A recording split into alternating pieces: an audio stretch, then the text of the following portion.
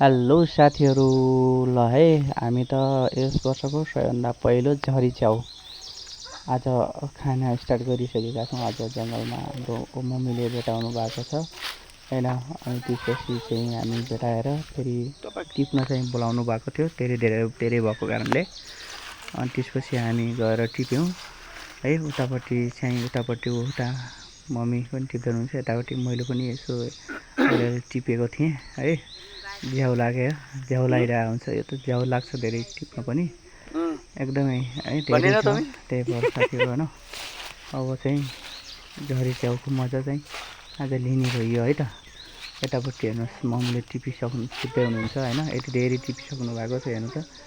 उहाँले यो प्लास्टिकमा भर्दै हुनुहुन्छ। एकदमै यहीँ बनाएरै टिप्नु भएको छ, बिस्तारै बिस्तारै एकदमै आरामले।